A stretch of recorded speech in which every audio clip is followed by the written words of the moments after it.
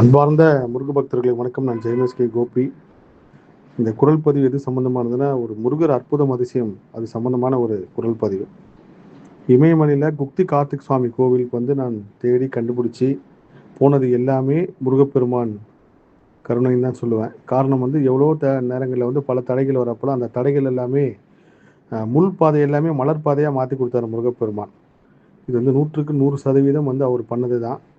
அந்த இடத்துல ஆக்சிஜன் இல்லாமல் நள்ளிரவில் அவர் வந்து ரொம்ப கஷ்டப்படும் போது எல்லாமே ஒரு சக்தியும் ஊக்கத்தையும் கொடுத்து இந்த கோவில் வந்து உலகம் ஃபுல்லாக இருக்கிற முருகர் அடியாரில் கொண்டு போய் சேர்க்கணுன்றதுக்காக அந்த பயணத்தை வச்சார்.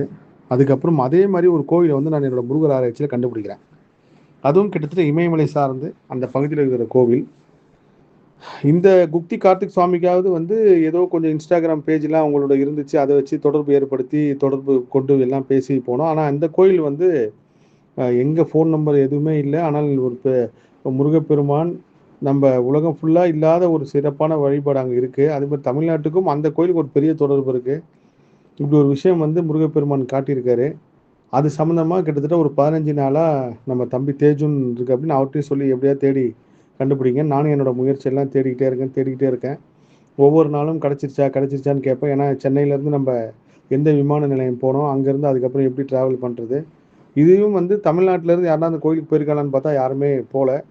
இதுலேயும் முதல் தமிழராக நம்மளை முருகப்பெருமான் அனுப்புகிறாரு. அதுவும் ஒரு பெரும் பாக்கியம், பெரும் கருணை. அது சம்மந்தமாக தேடிட்டே இருக்கும்போது நான் அரசியலில் இருக்கும்போது டெல்லியில் பல காலம் இருந்திருக்கேன். அப்போது இமாச்சல் பிரதேசத்தில் விக்ரம்னு சொல்லி ஒரு பெரிய ஒரு அரசியல் கிட்டத்தட்ட ஒரு எம்எல்ஏ எம்பி மாதிரி ஒரு செல்வாக்குடைய ஒரு ஆள். அவர் வந்து ரொம்ப வருஷமாவது நான் பார்த்து பேசி இன்றைக்கி வந்து ஒரு அதிசயமாக எனக்கு ஃபோன் பண்ணார். ஃபோன் பண்ணி இது மாதிரி எப்படி இருக்கீங்க எல்லாம் விசாரிக்கிறப்போ, அப்போ நான் அவர்கிட்ட சொல்கிறேன், நான் இப்போ பொலிட்டிக்கெல்லாம் விட்டு வெளியே வந்துட்டேன், இந்த மாதிரி ஸ்பிரிச்சுவல்லாம் வந்துட்டேன். நீங்கள் இமாச்சல்னு எனக்கு உங்கள் பேரை பார்த்த உடனே எனக்கு ஆச்சரியமாயிடுச்சு. எனக்கு இமாச்சல் பிரதேசில் எனக்கு ஒரு உதவி வேணும், இந்த மாதிரி இங்கே ஒரு கோவில் இருக்குது அப்படின்னு சொன்ன உடனே அவர் ஆச்சரியப்பட்டு போனார். அதோட பெரிய ஆச்சரியம் அவர் எனக்காக எந்த விஷயம் தொடர்பு கொண்டாரோ அது சம்மந்தமான ஒரு ஊரில் தான் அந்த தேஜுன் தம்பி இருக்கார், பெங்களூரில். இயற்கை எப்படி ஒரு கணக்கு போட்டு இந்த விஷயத்தை நடத்துச்சுன்றது தான் பெரிய அதிசயம். முருகர் இருக்கார், நம்மளை வழி நடத்துகிறாரு, பார்த்துக்கிட்டு இருக்கார், நம்ம கூடிய இருக்கான்றது வந்து இது ஒரு பெரிய உதாரணம். அவர் அந்த கோவில் பேரை சொன்னோடனே கண்டிப்பாக அந்த கோயிலுக்கு எல்லா தகவலும் வாங்கி தரேன்னாரு. இப்போ நம்மளுக்கு ஒரு கிரிப்பான ஒரு தொடர்பு அங்கே கிடைச்சதுனால நம்ம தைரியமாக பயணிக்கலாம். முருகர் அற்புதம் அதிசயம். இப்போது இன்னைக்கு செவ்வாய்க்கிழமை நடந்த ஒரு பெரிய அதிசயம் இது.